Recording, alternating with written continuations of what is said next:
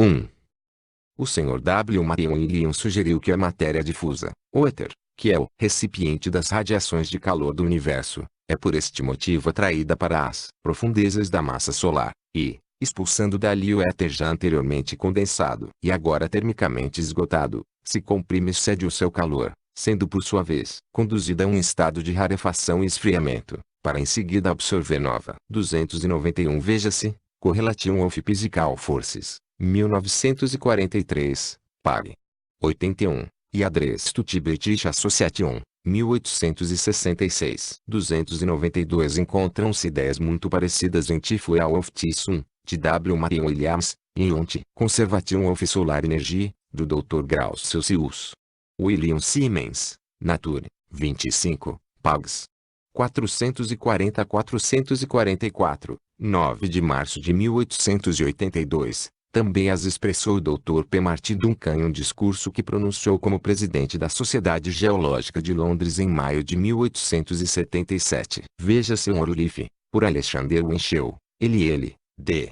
Pags, 53 e seguintes. 242. Quantidade de calor, que ele supõe ser assim arrebatada pelo éter e novamente concentrada e redistribuída pelos sóis do universo. Eis aí rumo a tão grande aproximação dos ensinamentos ocultos como jamais o podia imaginar a ciência, pois o ocultismo explica a questão pelo alento sem vida que Martanda devolve por sua alimentação com os suores resíduos da mãe espaço, o que só muito de leve podia molestar Netuno. 293. Saturno e Júpiter, teria destruído mansões relativamente pequenas como Mercúrio, Vênus e Marte. Como Urano não era conhecido antes do fim do século XVIII, o nome do quarto planeta mencionado na alegoria continuará sendo um mistério para nós. O alento de todos os 7 disse que é Bhaskara, o fazedor da luz, porque os planetas eram todos cometas e sóis em sua origem. Eles evolucionaram do caos primitivo, agora inumeno das nebulosas insolúveis, para a vida manvantarica mediante a agregação e acumulação das diferenciações primárias da matéria eterna, o que o comentário traduz nesta formosa expressão: assim os filhos da luz se revestem com o tecido das trevas. Alegoricamente, são chamados os caracóis celestes, em razão das inteligências sem forma, para nós, que, invisíveis, habitam suas mansões estelares e planetárias, que, por assim dizer, arrastam consigo, à maneira de caracóis, em sua revolução, a doutrina de uma origem comum de todos os planetas e corpos celestes. Era, como vimos, ensinada pelos astrônomos arcaicos, muito antes de Kepler, Newton, Leibniz, Kant, Herschel e Laplace. O calor, o alento, a atração e a repulsão, os 3 grandes fatores do movimento, são as condições em que nascem, se desenvolvem e morrem todos. 293 Quando falamos de Netuno, não o fazemos como ocultista, e sim como europeia. O verdadeiro ocultista oriental sustenta que, embora existam ainda muitos planetas por descobrir em nosso sistema, Netuno este não pertence realmente, em que pese a sua aparente conexão com o nosso Sol e a influência do mesmo sobre ele. Tal conexão é maiávica e imaginária, dizem. 243. Os membros daquela família primitiva, para renascerem após uma noite de Brahma, durante a qual a matéria eterna recai, periodicamente, em seu estado primário não diferenciado. Os gases mais rarefeitos não podem dar, ao físico moderno, nenhuma ideia da natureza dessa matéria eterna. Centros de força a princípio, as centelhas invisíveis ou átomos primordiais se diferenciam em moléculas e se convertem em sóis, passando gradualmente ao estado de objetividade, gasosos, radiantes, cósmicos, e o torvelinho único é o movimento. Dá finalmente o impulso para a forma e o primeiro movimento, regulado e mantido pelos alentos que não descansam jamais, os Dianchons. 6. Em seguida, os segundos 7, que são os Lipika, produzidos pelos 3.294. O filho excluído é 1. Os filhos sós são inumeráveis. Os Lipika, da palavra lipi, escrito, significam literalmente os escreventes. 295. Misticamente, estes seres divinos se acham relacionados com o karma, a lei de retribuição, pois são os registradores ou cronistas que imprimem, sobre tábuas invisíveis, para nós, da luz astral, o grande museu de quadros da eternidade, um registro fiel de cada uma das ações e até de cada um dos pensamentos do homem, e de tudo o que foi, é e será no universo fenomenal. Como dissemos em Isis sem véu, esse repositório divino e invisível é o livro da vida. Os Lipikas são os que, da mente universal passiva, projetam na objetividade o plano ideal do universo, plano pelo qual os construtores reconstruem o cosmos. Depois de cada pralaya, correspondem eles, portanto, aos 7 espíritos planetários, ou espíritos das estrelas, sendo assim os escrivães diretos da 294 o verbo, a voz e o espírito. 295 Estes são os 4 imortais que se mencionam no Atharva Veda como os vigilantes ou os guardiães dos 4 cantos do céu. Veja-se o capítulo Ukshvi, 1-4 e Segs. 244 Ideação eterna, o pensamento divino, como a chama Platão. Os anais eternos não são um sonho platônico. Vemos registros idênticos no mundo da matéria grosseira, diz o Dr. Depper. Uma sombra nunca se projeta sobre um muro sem nele deixar um traço permanente, que se pode tornar visível com a utilização de processos adequados. Os retratos de nossos amigos e as paisagens podem ficar ocultos à vista na superfície sensitiva, mas estão prontos para surgir logo que se empregue o reativo necessário. Um espectro se conserva oculto na superfície prateada ou de cristal, até que o fazemos aparecer no mundo visível com a nossa necromancia, sobre as paredes de nossos recintos mais privados, ali onde nos jactamos de que não pode jamais penetrar o olho intruso, onde acreditamos que a nossa intimidade não pode ser profanada, subsistem os vestígios de todos os nossos atos, as silhuetas de tudo quanto fizemos. 296 Os doutores Jevons e Babaji creem que cada pensamento desloca as partículas do cérebro, pondo-as em movimento e disseminando-as pelo universo.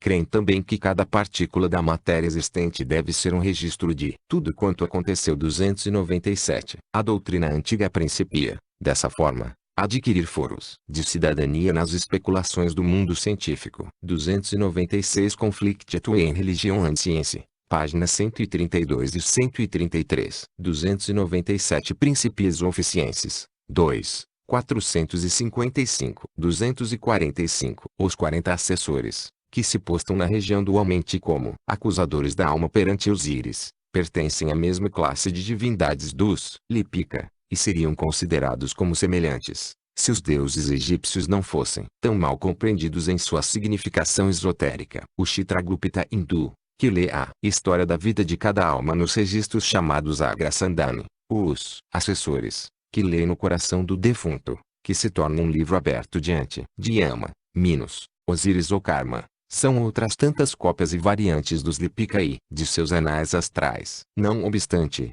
os Lipika não são divindades relacionadas com a morte, mas com a vida eterna, associados que estão ao destino de cada homem e ao nascimento de toda criança, cuja vida já vem traçada na luz astral, não com um caráter fatalista, senão porque o futuro, como o passado, permanece sempre vivo no presente traço. Pode-se dizer ainda que os Lipika exercem influência sobre a ciência do horóscopo. A verdade desta última tem que ser admitida, quer o desejemos ou não, pois, como observa um dos modernos professores de astrologia, agora que a fotografia nos revelou a influência química do sistema sideral, ao fixar sobre uma placa sensível milhares de estrelas e planetas que até então haviam frustrado as investigações dos telescópios mais poderosos, torna-se mais fácil compreender como o nosso sistema solar pode, ao nascer uma criança, influir-lhe no cérebro, virgem de toda impressão, de uma maneira bem definida e em relação com a presença, no zênite, de tal ou qual constelação. 298. 298 Lesmische com acento grave Reis de L'Horoscope, ele está,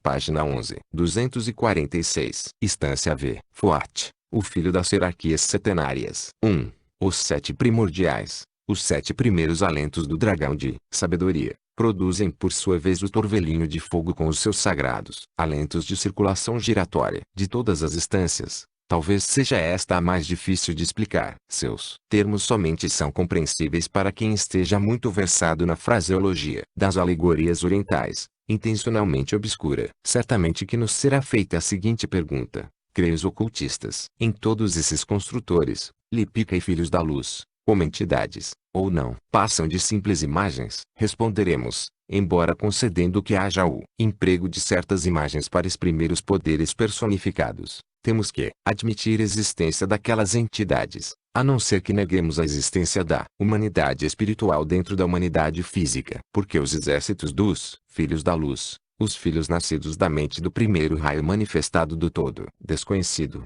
são a raiz mesma do homem espiritual. A menos que acreditemos no dogma antifilosófico da criação de uma alma especial para cada nascimento humano, e que, desde Adão, surgem diariamente novas coleções de almas. Não há. 247. Como deixar de admitir o ensinamento oculto? É o que trataremos de esclarecer em tempo e lugar convenientes. Vejamos agora qual pode ser o sentido oculto desta instância. Ensina a doutrina que, para chegarem a deuses divinos e plenamente conscientes, as inteligências espirituais primárias, inclusive as mais elevadas, têm que passar pela fase humana. E a palavra humana não deve aqui aplicar-se tão somente à nossa humanidade terrestre, mas igualmente aos mortais que habitam todo e qualquer mundo, ou seja, aquelas inteligências que alcançaram o necessário equilíbrio entre a matéria e o espírito, como nós agora, que já transpusemos o ponto médio da quarta raça à raiz da quarta ronda. Cada entidade deve conquistar por si mesma o direito de converter-se em um ser divino, à custa da própria experiência. Hegel, o grande pensador alemão, deve ter conhecido ou pressentido intuitivamente essa verdade, quando disse que o inconsciente fez evolucionar o universo com a esperança de adquirir clara consciência de si mesmo, ou, por outras palavras, de se tornar homem. Outro não é também o significado da expressão purânica, tantas vezes repetida, de que Brahma é constantemente impelido pelo desejo de criar. Da mesma ordem de ideias é o sentido secreto da frase cabalística: o sopro torna-se pedra, a pedra converte-se em planta, a planta em animal, o animal em homem, o homem em espírito, e o espírito em um Deus. Os filhos nascidos da mente, os rishis, os construtores etc., foram todos homens, quaisquer que tenham sido suas formas e aspectos em outros mundos e nos manvantaras precedentes. Sendo de caráter eminentemente místico este assunto, é muito difícil explicá-lo em todas as suas minúcias e consequências, pois nele se acha contido todo o mistério da criação evolutiva. Uma ou duas frases deste sloka lembram de 248. Modo vivido expressões semelhantes da cabala e da fraseologia do rei salmista 299. Uma e outra, referindo-se a Deus, fazem do vento seu mensageiro, e de seus ministros um fogo abrasador. Mas na doutrina secreta isso tem um sentido figurado. O torvelinho de fogo é a poeira cósmica incandescente, que acompanha magneticamente, como a limalha de ferro ao ímã, o pensamento diretor das forças criadoras. Contudo, esta poeira cósmica é alguma coisa a mais, porque cada átomo no universo traz em si a potencialidade da própria consciência, e em última análise, como as mônadas de Leibniz, é um universo em si mesmo e por si mesmo. É um átomo e um anjo. A esse respeito, cabe observar que um dos luminares da moderna escola evolucionista, o Sr. A.R. Wallace, demonstrando a insuficiência da seleção natural como fator único no desenvolvimento do homem físico, admite praticamente as ideias que vimos dispor. Sustenta que a evolução do homem foi dirigida e impulsionada por inteligências superiores, cuja ação faz parte integrante e necessária do plano da natureza. Mas, desde o momento em que se admite a intervenção de tais inteligências em determinado ponto, é forçoso, por uma questão de lógica, estendê-la a outros pontos. Não se pode traçar nenhuma limitação divisória rígida. 2. Dele fazem o mensageiro de sua vontade.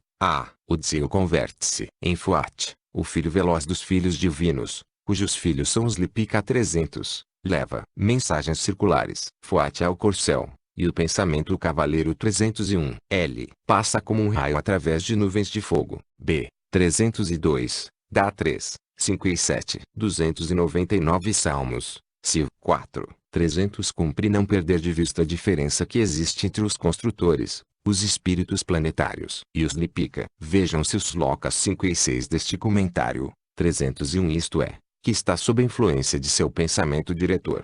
302 Névoas cósmicas. 249 Passos através das 7 regiões superiores e das 7 inferiores. 303 Ergue sua voz para chamar as centelhas inumeráveis. 304 E as reúne.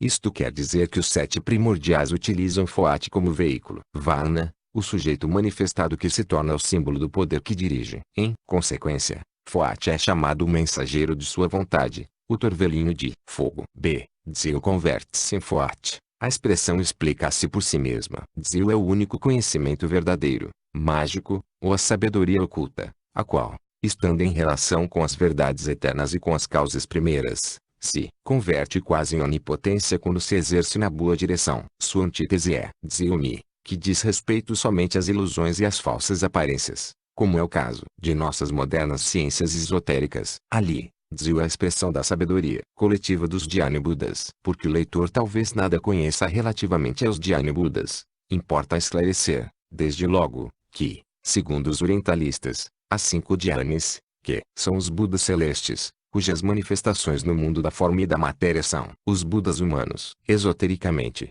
porém, os Dhyana Budas são 7, dos quais apenas 5 se manifestaram até o presente 305, devendo vir os outros 2. Nas raças raízes sexta e sétima, são eles, por assim dizer, os eternos protótipos dos Budas que aparecem sobre a Terra, cada um dos quais possui o seu divino protótipo particular. Assim, por exemplo, Amitabha Dhyana Buda de Gautama Shakyamuni, por meio do qual se manifesta sempre que esta grande alma se. 303 O mundo que vai ser. 304 Os átomos. 305 Veja-se Esoteric Buddhism, de A.P. Sinnet, quinta edição anotada, Pags.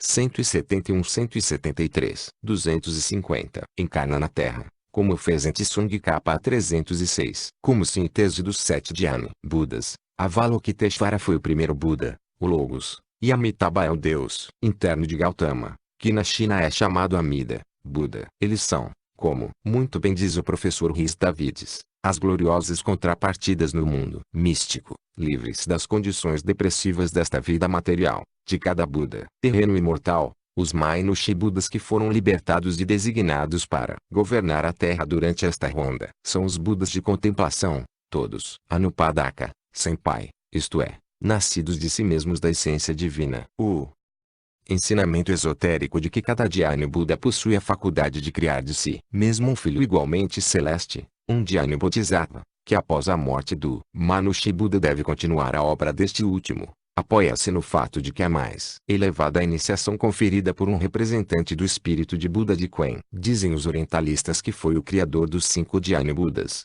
converte o candidato virtualmente em um Bodhisattva, graças ao poder do grande iniciador.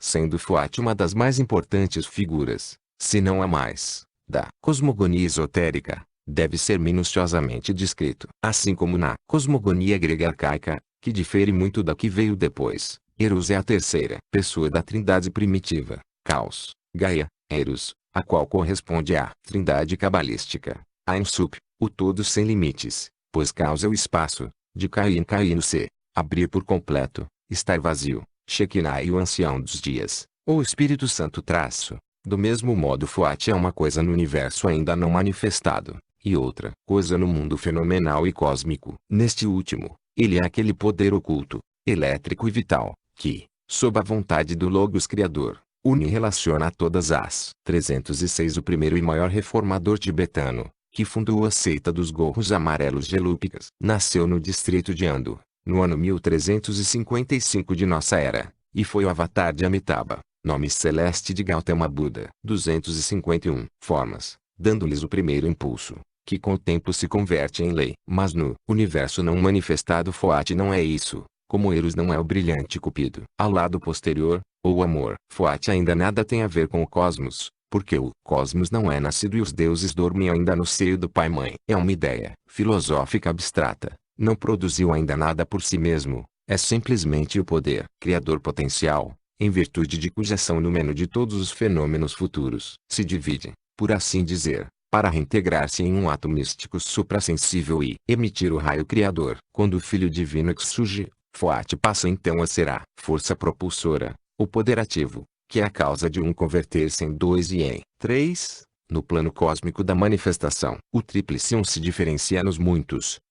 Fuat se transforma na força que reúne os átomos elementais e faz com que se aglutinem e se combinem entre si. Vemos um eco destes antiquíssimos ensinamentos na mitologia grega primitiva. Erebus e Nux nascem de Caos, e, sob a ação de Eros, dão, por sua vez, nascimento à ligadura teriameira, a luz da região superior e a da região inferior ou terrestre. As trevas engendram a luz. Compare-se isto com a vontade ou o desejo de criar de Brahma, nos Puranas, e, na cosmogonia fenícia de Sanchonetun, com a doutrina de que o desejo, P, é o princípio da criação. Fuat está intimamente associado com a vida una do desconhecido, a totalidade infinita, Imanum manifestado ou a divindade manvantárica periódica, e esta é a mente universal, que, separada de sua fonte, origem, é o demiurgo ou logos criador dos cabalistas ocidentais, e o Brahmadi. 4 fases da religião hindu em sua totalidade. Isso considerarmos do ponto de vista esotérico como o pensamento divino manifestado, ele representa os exércitos dos mais elevados de Anshoans criadores, simultaneamente com a evolução da 252 mente universal, a sabedoria oculta de Adi Buda, o supremo e eterno, se manifesta como Avalokiteshvara, ou Ishvara manifestado, que é Osíris dos egípcios, o Ahura Mazda dos zoroastrianos, o homem celeste dos filósofos herméticos, o logo dos platônicos e o Atman dos vedantinos. 307. Pela ação da sabedoria manifestada, o Mat, representada por estes inumeráveis centros de energia espiritual no cosmos traço, o reflexo da mente universal, que é a ideação cósmica e a força intelectual que acompanha esta ideação, se converte objetivamente no Foat do filósofo budista esotérico. Foat, correndo ao longo dos 7 princípios do Akasha, atua sobre a substância manifestada, ou elemento único, como dissemos anteriormente, e, diferenciando em vários centros de energia, põe em movimento a lei de evolução cósmica, que, em obediência à ideação da mente universal, produz todos os diversos estados do ser, no sistema solar manifestado. O sistema solar, trazido à existência por esses agentes, está constituído por 7 princípios, como tudo o que faz parte daqueles centros. Tal é o ensinamento do esoterismo transimalaico. Cada filosofia, no entanto, tem o seu sistema de classificar ou dividir os aludidos princípios. Foat é, portanto, a personificação do poder elétrico vital, a unidade transcendente que enlaça todas as energias cósmicas, assim nos planos invisíveis como nos manifestados. Sua ação se parece, numa imensa escala, à de uma força viva criada pela vontade, naqueles fenômenos em que o aparentemente subjetivo atua sobre o aparentemente objetivo e o põe em movimento. Foat não é só o símbolo vivo e o receptáculo daquela força, mas também os ocultistas o consideram como uma entidade que opera sobre as forças cósmicas,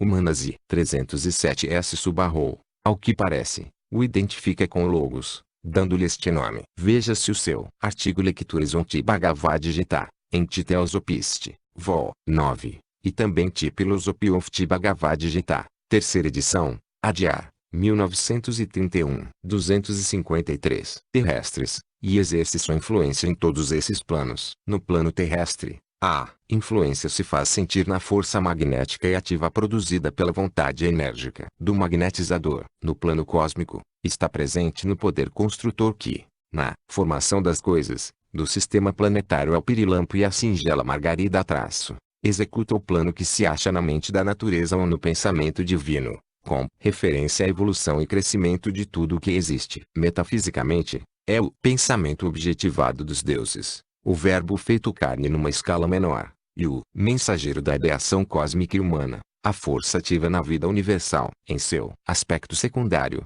Foat é a energia solar, o fluido elétrico vital e o quarto princípio, o princípio de conservação, a alma animal da natureza, por assim dizer, ou a eletricidade. Em 1882, o presidente da Sociedade Teosófica, Coronel Ocott, foi criticado por sustentar em uma de suas conferências que a eletricidade é matéria.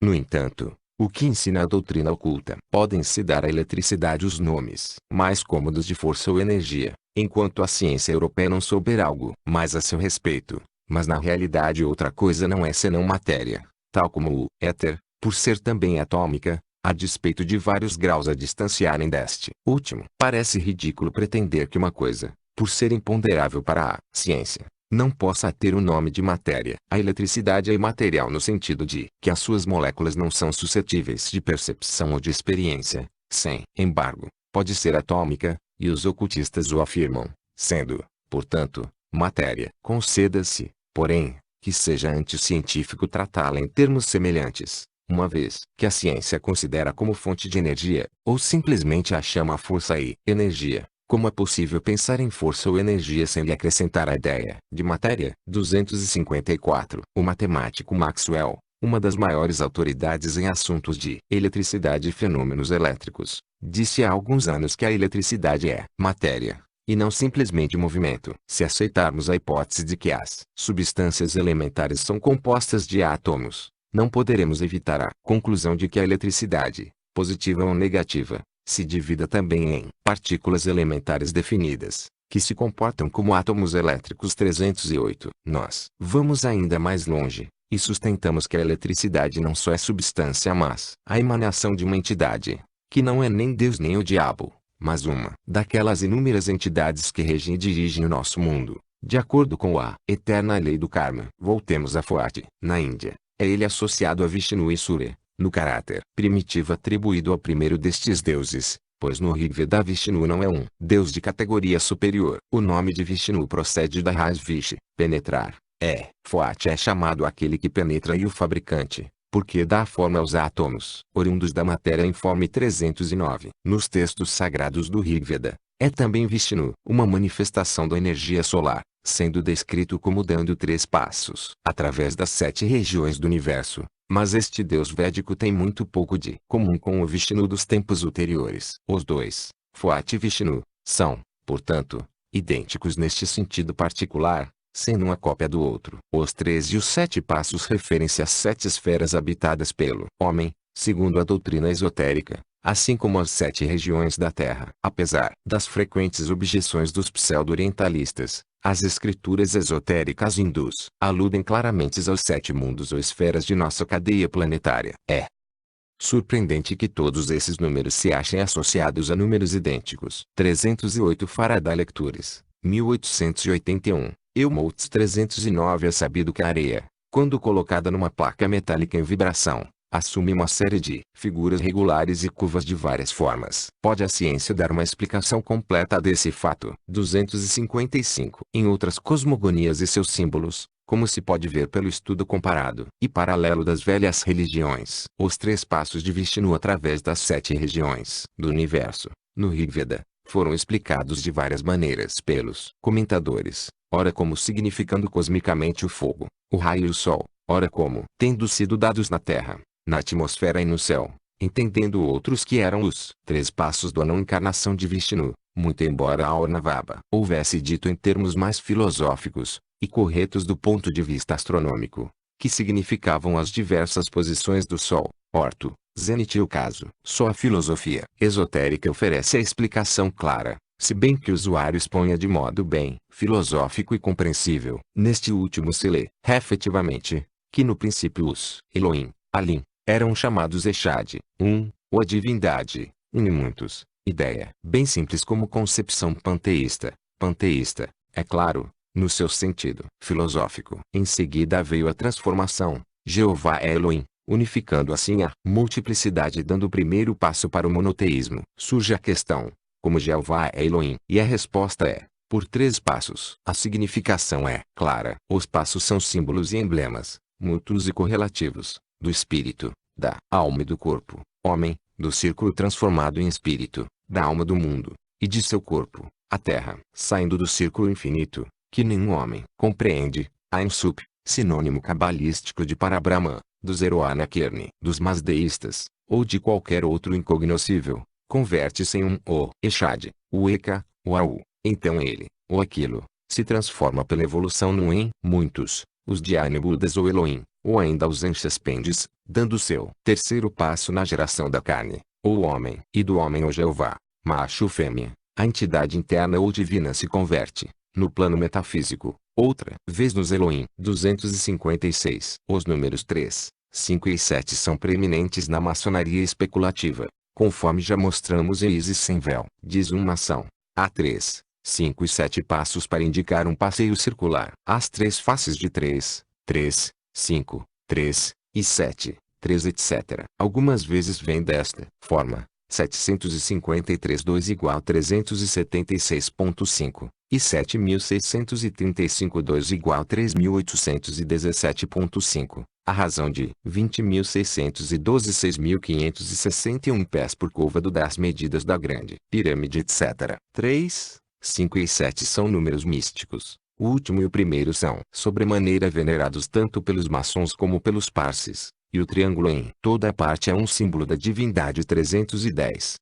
Naturalmente, doutores em teologia, Cassel, por exemplo, que dizem estar no Zohar explicação e o fundamento da Trindade cristã. Ora, este dogma tem sua verdadeira origem no triângulo do ocultismo e da simbologia arcaica dos pagãos. Os três passos se referem, metafisicamente, à descida do espírito na matéria, ou à queda do logos, como um resplendor, primeiro no espírito, depois na alma, e por último na forma física do homem, na qual se converte em vida. A ideia cabalística é idêntica do esoterismo do período arcaico. Esse esoterismo é propriedade comum de todos, não pertence nem à quinta raça ariana, nem a nenhuma de suas numerosas sub-raças. Não pode ser reivindicada pelos chamados turanianos, nem pelos egípcios, chineses ou caldeus, nem por alguma das 7 divisões da quinta raça raiz, pertencendo antes às raças raízes. 310 Veja City Masonic Cyclopedia, de Mackenzie, e T. Pythagorean Triangle, de Oliver. 257. Terceira e quarta,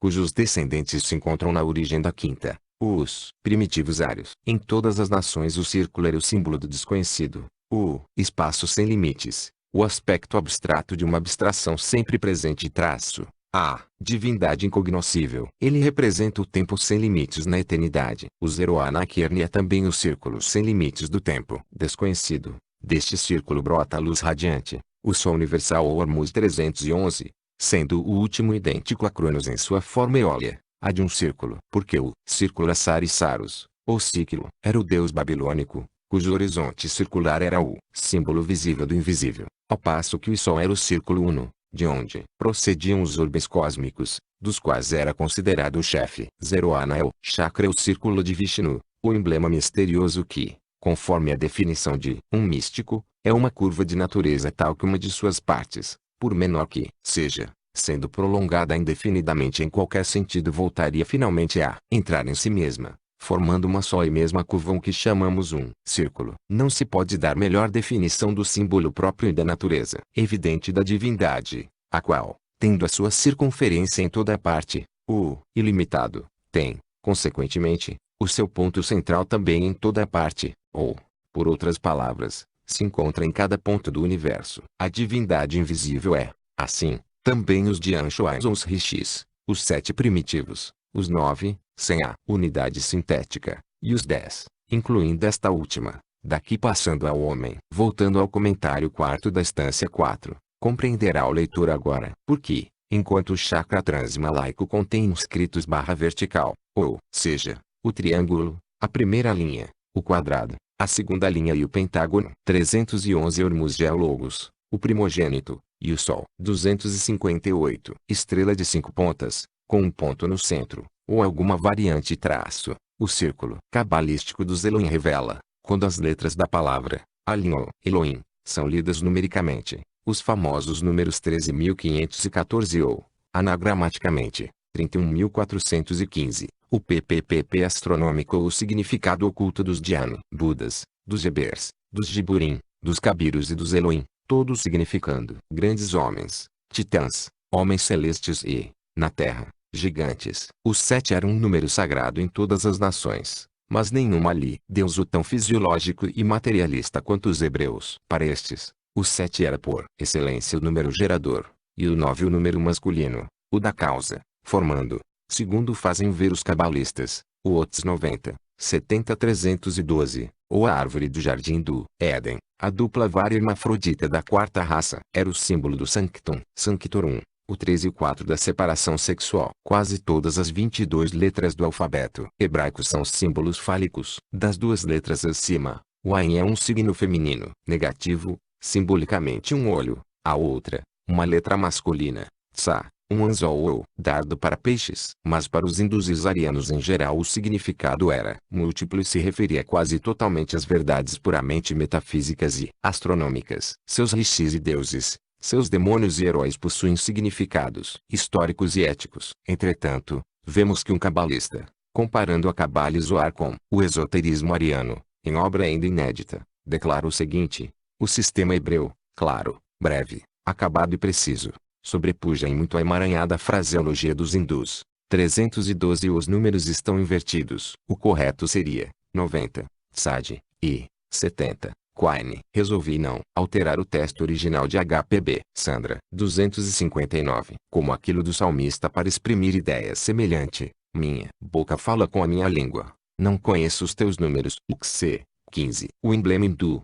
pela insuficiência que revela em sua estranha mistura de aspectos diversos, mostra haver copiado muita coisa de outras línguas, tal como fizeram os gregos embusteiros, e a maçonaria, o que, mesmo na rude pobreza monossilábica, aparente, do hebreu, evidencia que este último veio de uma antiguidade muito mais remota do que qualquer uma daquelas línguas, das quais deve ter sido a fonte. Ponto de interrogação, ou estará, pelo menos, mais próximo da fonte original. Está completamente errado. Pelo visto, o nosso ilustre confrade e correspondente julga os sistemas religiosos hindus por seus shastras e puranas, provavelmente pelos últimos e, sobretudo, pelas traduções modernas dos orientalistas, em que os textos foram desfigurados ao ponto de ficarem quase irreconhecíveis. É aos seus sistemas filosóficos, e principalmente aos seus ensinamentos esotéricos, que devemos recorrer, se queremos estabelecer uma comparação. Não há dúvida que a simbologia do Pentateuco e a do Novo Testamento procedem de uma origem comum, mas certamente que a pirâmide de Quéops,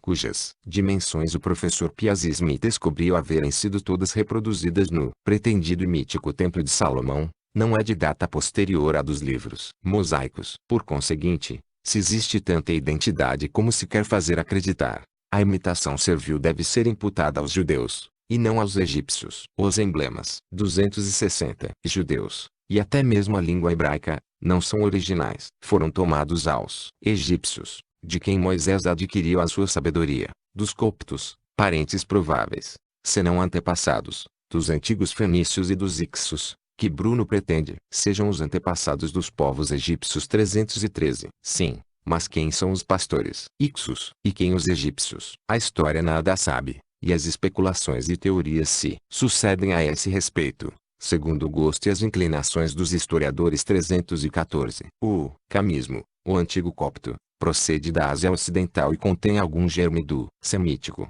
testemunhando assim a unidade primitiva de parentesco das raças arianas e semíticas, diz Bunsen, que situa os grandes acontecimentos do Egito em 9.000 anos antes de nossa era. A verdade é que no esoterismo arcaico e no pensamento ariano nós encontramos uma grande filosofia, ao passo que nos anais hebreus não vemos senão um surpreendente engenho para inventar apoteoses ao culto fálico e à teogonia sexual. Que os arianos jamais fizeram basear sua religião unicamente em símbolos fisiológicos, como os antigos hebreus, pode evidenciar-se das escrituras esotéricas hindus. É igualmente certo que os textos hindus foram escritos de maneira velada, conforme demonstram as suas contradições, existindo uma explicação diferente em quase cada um dos Puranas ou dos poemas épicos lidos. Porém, à luz do esoterismo, o sentido é o mesmo em todos eles. Por exemplo, em certa narrativa se enumeram 7 mundos, excluindo os mundos inferiores, que são também 7. Estes 14 mundos superiores e inferiores nada têm a ver com a classificação da cadeia setenária, e pertencem aos mundos puramente etéreos e invisíveis. Sobre eles diremos mais tarde. Basta mostrar, no momento, que a alusão é feita intencionalmente como se pertencessem à cadeia. Outra enumeração dá 313 contra Pion, e 25. 314 veja-se Isis sem véu. 2. 430. 438. 261. Aos 7 mundos os nomes de terra, firmamento, céu, região intermediária, lugar de nascimento, mansão de bem-aventurança e habitação da verdade, colocando os filhos de Brahma na 6ª divisão e declarando que a 5ª, Jana Loka, é aquela onde renascem os animais destruídos na conflagração geral. 315. Nos capítulos seguintes sobre o simbolismo apresentaremos alguns ensinamentos realmente esotéricos. Aqueles que se acharem preparados, compreender-lhes-ão o significado oculto. 3. Ele é o seu condutor, o espírito que as guia. Ao iniciar a sua obra, separa as centelhas do reino inferior. 316. Que se agitam e vibram de alegria em suas radiantes moradas. 317. E com elas forma os germes das rodas, colocando-as nas 6 direções do espaço, deixa uma no centro, a roda central. Rodas, como já explicamos, são os centros de força em torno dos quais se expande a matéria cósmica primordial, que, passando por todos os 6 graus de consolidação, se torna esferoidal e termina por se transformar em globos ou esferas. Um dos princípios fundamentais da cosmogonia esotérica é que, durante os kalpas, ou evos, de vida, o movimento, que nos períodos de repouso pulsa e vibra através de cada átomo adormecido, adquire uma tendência para o movimento circular, que vai sempre crescendo, desde o despertar do cosmos até um novo dia. A divindade se converte em um torvelinho. Pode-se fazer esta pergunta, que também ocorreu à autora: quem pode averiguar a diferenciação daquele movimento, se toda a natureza se acha reduzida à sua essência primeira,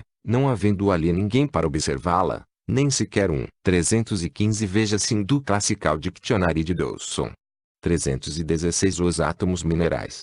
317 As nuvens gasosas. 262 Dos Dhyanshoans, então todos em Nirvana. Eis aqui a resposta. Na natureza, tudo deve ser julgado por analogia. Embora as divindades mais elevadas, arcanjos ou Dhyani Budas, sejam incapazes de penetrar os mistérios que se passam a distâncias incomensuráveis do nosso sistema planetário e do cosmos visível, existiram, contudo, naqueles tempos antigos, grandes videntes e profetas que puderam perceber o mistério do sopro e do movimento, retrospectivamente, quando os sistemas de mundos permaneciam em repouso e mergulhados em seu sono periódico. As rodas são também chamadas rotas, as rodas em movimento dos orbes celestes que tomam parte na criação do mundo, quando a significação em vista se refere ao princípio animador das estrelas e dos planetas, porque na Cabala são elas representadas pelos Alpanim, os anjos das esferas e das estrelas, que são as almas animadoras. 318 A lei do movimento rotatório na matéria primordial é uma das mais antigas concepções da filosofia grega,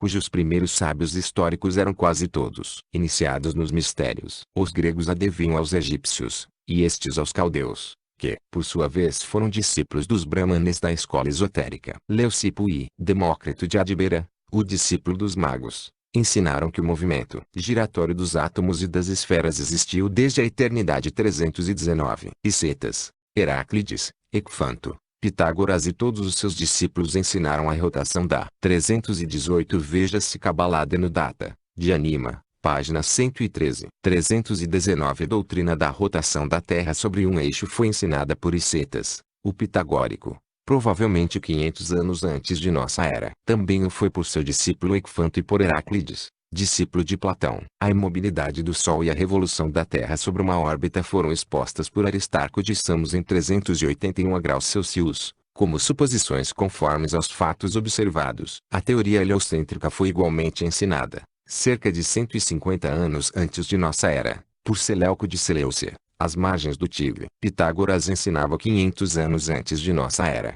HPB disse também que Arquimedes falava da teoria heliocêntrica em uma obra intitulada Psamites. A forma esférica da Terra foi claramente ensinada por Aristóteles, que apresentava como prova o contorno da sombra projetada pela Terra sobre a Lua, durante os eclipses. Aristóteles, de Coelo, livro 2, capitão 14. Plínio defendeu a mesma ideia. Histeria natural. 2. 65. Essas opiniões parece que ficaram perdidas para o conhecimento humano por mais de 1000 anos. Winchell, Wunderlich, 551 2. 263. Terra, e Arabato da Índia. Aristarco, Seleuco e Arquimedes calcularam sua revolução tão cientificamente como fazem hoje os astrônomos, e a teoria dos vórtices elementais era conhecida de Anaxágoras, que a sustentava 500 anos antes de nossa era, isto é, quase 2000 anos antes que fosse admitida por Galileu, Descartes, Swedenborg, finalmente, com ligeiras modificações, por Sir W. Thomson. 320. Todas essas noções, se queremos ser justos, são ecos da doutrina arcaica, que ora pretendemos expor. Como puderam homens de ciência destes últimos séculos chegar às mesmas ideias e conclusões já ensinadas como verdades axiomáticas no recesso dos Adita há várias dúzias de milênios? É questão de que nos ocuparemos à parte. Alguns foram a elas conduzidos pelo natural progresso da ciência física e por meio da observação independente. Outros, como Copérnico, Swedenborg e alguns poucos mais, sem embargo de seus grandes conhecimentos, deverão saber muito mais a sua intuição do que aos seus esforços diretos e pessoais através dos processos normais de estudo. Swedenborg, que não teve oportunidade de conhecer as ideias esotéricas do budismo, chegou por si só, em suas concepções gerais, muito perto do ensinamento oculto do que aprova o seu ensaio sobre a teoria dos vórtices. Na tradução de Clissold, citada pelo professor Winchell 321, deparamos o seguinte resumo. A causa primeira é o infinito ou ilimitado. Ela confere existência ao primeiro finito ou limitado, logos em sua manifestação e universo. O que produz um limite é 321 vortex atoms, 321.cit.567, 264, análogo a movimento, veja substância e supra, o limite produzido é um ponto, cuja essência é o movimento, mas, carecendo de partes, essa essência não é movimento efetivo, senão o seu cominatus simplesmente, em nossa doutrina não é um cominatus, mas uma transformação do que é vibração eterna no não manifestado, do movimento em vórtices no mundo fenomenal manifestado, daquele princípio. Procedem a expansão, o espaço, a forma e a sucessão ou tempo. Assim como em geometria um ponto gera uma linha gera uma superfície, e a superfície é um sólido, assim também o cominatus do ponto tende para linhas, superfícies e sólidos. Em outras palavras, o universo está contido em ovo no primeiro ponto natural. O movimento para o qual tende o cominatus é circular, pois o círculo é a mais perfeita de todas as figuras. O mais perfeito gênero de movimento deve ser o movimento circular perpétuo, isto é, um movimento provindo do centro para a periferia, e da periferia para o centro 322. Tudo isso é pura e simplesmente ocultismo. As 6 direções do espaço significam aqui o duplo triângulo, e união e fusão do espírito puro e da matéria, do aro com acento circunflexo pá e do erril com acento circunflexo pá, de que os triângulos são um símbolo. O duplo triângulo é um símbolo de Vishnu, é o célio de Salomão e o SHRI com acento circunflexo Antara dos Brahmanes, 322 extraído de Principia Rerum Naturale 1, 265. 4. Foat traça linhas espirais para unir a sexta sétima. A coroa. A. Um exército dos filhos da luz situa-se em cada um dos ângulos. Os Lipika ficam na roda central. B. Dizem eles 323. Isto é bom. O primeiro mundo divino está pronto. O primeiro. O segundo 324. Então o divino aro com acento circunflexo pá 325 se reflete no Shayaloka 326. A primeira vestida no Padaka. C. A. Esse traçado de linhas espirais se refere tanto à evolução dos princípios do homem como à evolução dos princípios da natureza, evolução que se processa gradualmente, como sucede com todas as coisas na natureza. O sexto princípio do homem, Budi, a alma divina, sendo embora um simples sopro em nossas concepções, representa, contudo, algo material quando comparado com o espírito divino, Atma, do qual é mensageiro e veículo. Foat, em sua qualidade de amor divino, Eros, o poder elétrico de afinidade e simpatia, figura alegoricamente como buscando unir o espírito puro, o raio inseparável do um absoluto, com a alma, constituindo os dois a mônada no homem, e na natureza o primeiro elo entre o sempre incondicionado e o manifestado. O primeiro e agora é o segundo, mundo, dos Lipika. Esta frase encerra a mesma ideia. B. O exército em cada ângulo é a legião de seres angélicos, Dian, Shoans, designados para guiar cada região e velar por ela, desde o princípio até o fim do Manvantara. São os vigilantes místicos dos cabalistas cristãos e dos 323 os Lipika. 324 isto é, o primeiro e agora é o segundo mundo. 325 o universo sem forma do pensamento. 326 o mundo de sombras da forma primitiva, ou o mundo intelectual. 266 alquimistas, e estão relacionados simbolicamente, como também astronomicamente, com o sistema numérico do universo. Os números a que se acham associados estes seres celestes são sumamente difíceis de explicar, pois cada número é comparável a diversos grupos de ideias distintas, conforme o grupo particular de anjos que se pretende representar. É aí que está o nodus do estudo do simbolismo, em relação ao qual tantos sábios, incapazes de desatá-lo, preferiram fazer como Alexandre Al-Nogórdio, dando como resultado direto tantos conceitos e ensinamentos errôneos. C. O primeiro ao segundo, porque o primeiro não pode ser classificado ou considerado como tal, já que este é o reino do número em sua manifestação primária, o umbral do mundo da verdade ou Sat, através do qual a energia direta, que se irradia da realidade una, a divindade sem nome, vem até nós. Ainda aqui, é possível que o termo intraduzível Sat,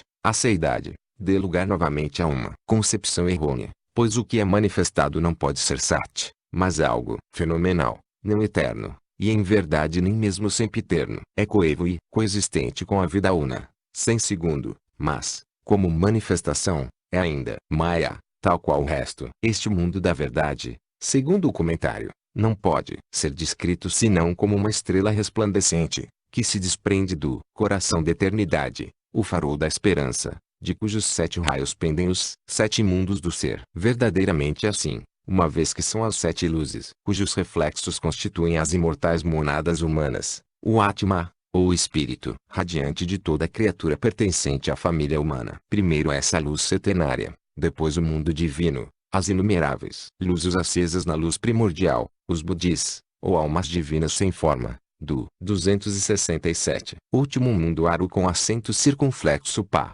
sem forma, a soma total na linguagem misteriosa da velha instância. No catecismo, assim pergunta o mestre ao discípulo: levanta a cabeça, olha-no, vês uma luz ou luzes inumeráveis por cima de ti, brilhando no céu negro da meia-noite. Eu percebo uma chama, ó Gurudeva. Vejo milhares de centelhas não destacadas, que nela brilham. Dizes bem. E agora observa em torno de ti, e dentro de ti mesmo, essa luz que arde no teu interior. Porventura sentes de alguma maneira diferente da luz que brilha em teus irmãos humanos? Não é de modo algum diferente, embora o prisioneiro continue seguro pelo karma e as suas vestes externas enganem os ignorantes, induzindo-os a dizer: tua alma é minha alma. A lei fundamental da ciência oculta é a unidade radical da essência, última de cada parte constitutiva dos elementos compostos da natureza, desde a estrela ao átomo mineral, desde o mais elevado de Anshua ao mais humilde dos infusórios, na completa acepção da palavra, quer se aplique ao mundo espiritual,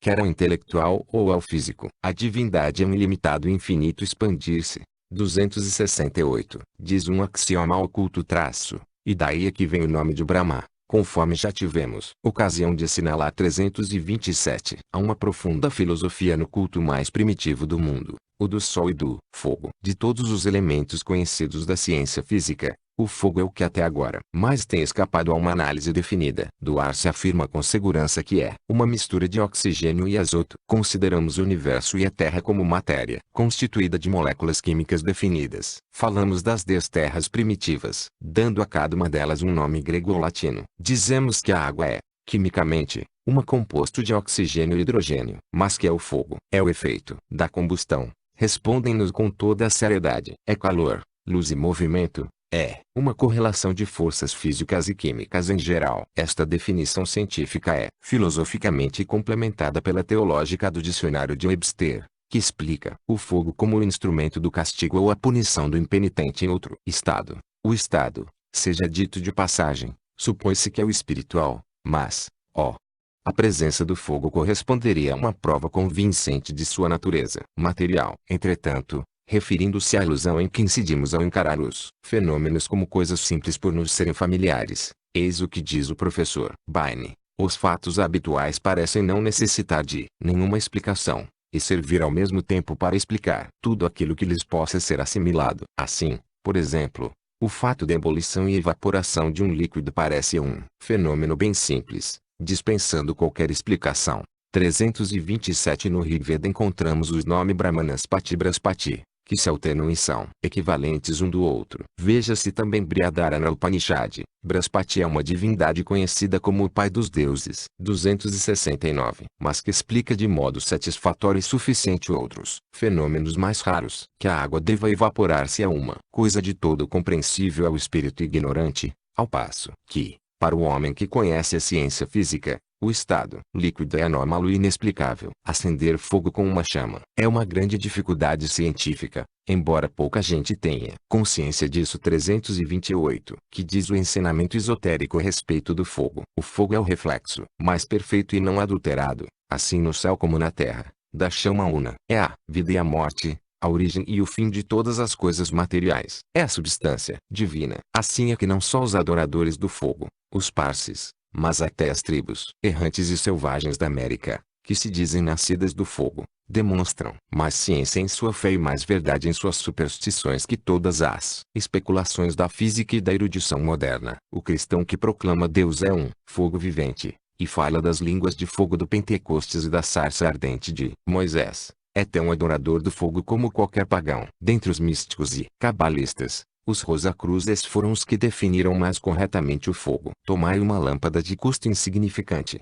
alimentai-a de óleo, e podereis acender em sua chama as lâmpadas, as velas e os fogos do globo inteiro, sem que a chama diminua. 328 Logic 2, 125, 270. Se a divindade, o radical uno, é uma substância eterna e infinita, que jamais se consome, o Senhor teu Deus é um fogo abrasador. 329. Não parece razoável que se tenha como antifilosófico o ensinamento oculto, quando diz, assim, foram formados os mundos, Arum com acento circunflexo pá e Ru com acento circunflexo pá, de uma luz, 7 luzes, de cada uma, das 7, 7 vezes 7 etc. 5. Foate dá 5 passos, a 330, e constrói uma roda alada em cada um dos ângulos do quadrado para os 4 santos e seus exércitos. B. A. Os passos, como já explicamos no último comentário, se referem tanto aos princípios cósmicos como aos humanos, sendo estes últimos, segundo a divisão esotérica, 3, espírito, alma e corpo, e, pela classificação esotérica, 7 princípios, 3 raios da essência e 4 aspectos. 331. Os que tiverem estudado o esotérico budismo do Senhor Sinnet, poderão facilmente compreender a nomenclatura. Existem, do outro lado dos Himalaias, 2 escolas esotéricas, ou antes, uma escola dividida em 2 seções, uma para os Lanus internos, e outra para os Sheyas externos ou semilaicos. A primeira ensina uma divisão em 7 princípios humanos, e a outra em 6. Do ponto de vista cósmico, os 5 passos de Foate significam aqui os 5 planos superiores da consciência do ser, o sexto e o sétimo, contando de cima para baixo, são o astral e o terrestre. Os 2 planos inferiores. 329 Deuteronômio 4, 24. 330 após haver dado os 3 primeiros. 331 Os 4 aspectos são o corpo, a sua vida ou vitalidade e o duplo do corpo, a tríade que desaparece com a morte da pessoa, e o Kama Ru com acento circunflexo pá, que se desintegra no Kama Loka. 271 B. 4 rodas aladas em cada ângulo. Para os 4 santos e seus exércitos, legiões, são os 4 Maharajas ou grandes reis, dos Dhyan, Shoans, Devas, que presidem a cada um dos 4 pontos cardeais. São os regentes ou anjos que governam as forças cósmicas do norte, sul, este e oeste, forças que possuem cada qual uma propriedade oculta distinta. Tais seres estão ainda relacionados com o karma, que requer agentes físicos e materiais para executarem os seus decretos, como sejam, por exemplo, as 4 classes de ventos, aos quais a própria ciência reconhece exercerem influências nocivas e benéficas sobre a saúde dos homens e dos seres vivos em geral. Encerra uma filosofia oculta a doutrina católica romana que atribui as diversas calamidades públicas, epidemias, guerras, etc., aos invisíveis mensageiros do norte e do oeste. A glória de Deus vem pelo caminho do oriente, diz Ezequiel 332, Jeremias, Isaías e o salmista asseguram aos seus leitores que todo o mal existente sob o sol procede do norte e do oeste,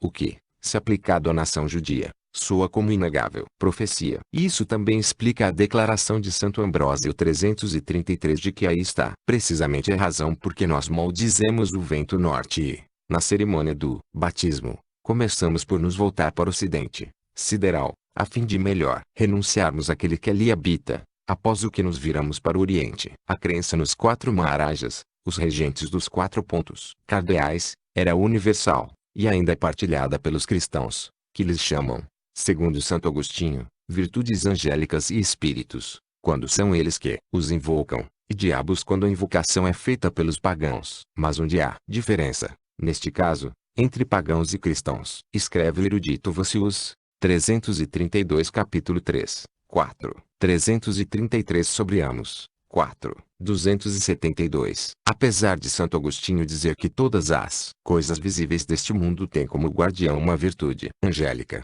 não se deve entender que ele se refere aos indivíduos, mas sim às espécies completas das coisas, possuindo cada espécie o seu anjo particular, que a protege. Nisso está ele de acordo com todos os filósofos. Para nós, estes anjos são espíritos separados dos objetos, ao passo que para os filósofos pagãos, Eram deuses 334. Examinando o ritual da Igreja Católica Romana no concernente aos espíritos das estrelas, vemos que estes apresentam um aspecto em que transparece um certo ar de deuses. E os antigos povos pagãos não lhes prestavam mais honras, nem lhes rendiam maior culto, do que o fazem atualmente, em Roma, cristãos católicos dos mais ilustres. Secundando Platão, explicava Aristóteles que ao termo stoixeias se dava unicamente o significado de os princípios incorpóreos localizados em cada uma das quatro grandes divisões do nosso mundo cósmico a fim de velarem sobre elas. Assim, os pagãos não adoravam nem veneravam os elementos e os pontos cardeais, imaginários, mais do que o fazem os cristãos, aos respectivos deuses, que os governam, é que eles prestavam o seu culto. Para a Igreja, há duas espécies de seres siderais, os anjos e os demônios. Para o cabalista e ocultista, existe apenas uma, e não fazem diferença alguma entre os reitores de luz e os rectores tenebrarum ou cosmocratas, que a Igreja Romana imagina e descobre nos reitores de luz, quando estes são 334 TO, CR, I, viu, 273, chamados por nome diferente do que ela lhes dá. Não é o reitor uma Maharaja quem castiga ou recompensa, com ou sem a permissão ou ordem de Deus, senão o próprio homem, com suas ações ou o karma, atraindo individual ou coletivamente. Como por vezes acontece no caso de nações inteiras, toda sorte de males e calamidades. Nós produzimos causas, e estas despertam os poderes correspondentes do mundo sideral, os quais são magnética e irresistivelmente atraídos para os que deram lugar a essas causas,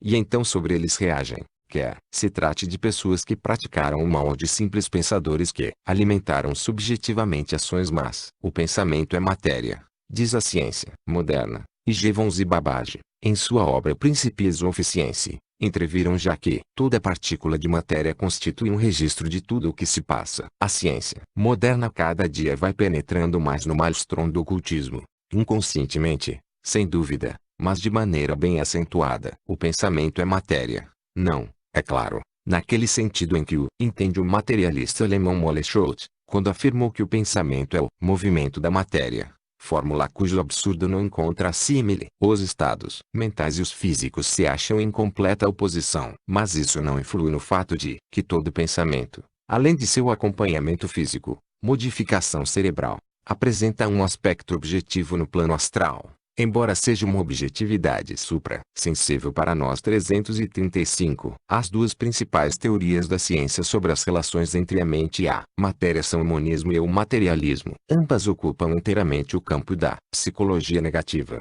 com exceção das ideias quase ocultistas das escolas panteístas alemãs. 335. Veja-se Sinnet, The Occult World, páginas 89 e 90. 274. As opiniões dos pensadores científicos de nossos dias a respeito das relações entre o espírito e a matéria podem reduzir-se às duas hipóteses seguintes, que excluem, ambas, a possibilidade de uma alma independente, distinta do cérebro físico, por meio do qual funcione. Tais hipóteses são: I. Materialismo, teoria que considera os fenômenos mentais como produto de uma transformação molecular no cérebro, ou seja, como o resultado de uma conversão do movimento em sentimento. A mais extremada das escolas chegou até a identificar a mente com uma forma particular de movimento. Mas, felizmente, essa opinião é hoje qualificada como absurda pela maior parte dos homens de ciência. 2. Monismo, ou doutrina da substância única, é a forma mais sutil da psicologia negativa, sendo chamada materialismo dissimulado por um de seus partidários, o professor Bain. Esta doutrina, que se acha muito difundida, conta entre os seus defensores homens como Lewis, Spencer, Ferrier e outros. Ao separar inteiramente da matéria o pensamento e os fenômenos mentais, considera-os, não obstante, como as duas faces ou aspectos de uma só e mesma substância, em determinadas condições. O pensamento como pensamento, dizem eles, é de todo diferente dos fenômenos materiais, mas deve também ser olhado como aspecto subjetivo do movimento nervoso, ou o que quer que os nossos sábios pretendam significar com estas palavras. Voltemos ao comentário relativo aos quatro Maharajas. 275. Segundo Clemente de Alexandria, nos templos egípcios, uma enorme cortina separava o tabernáculo do lugar reservado aos fiéis. Também era assim entre os judeus. Em ambos os casos, a cortina se estendia sobre 5 colunas, o pentágono, simbolizando os nossos 5 sentidos e, Esotericamente, as 5 raças raízes, enquanto as 4 cores da cortina representavam os 4 pontos cardeais e os 4 elementos terrestres. O conjunto era um símbolo alegórico.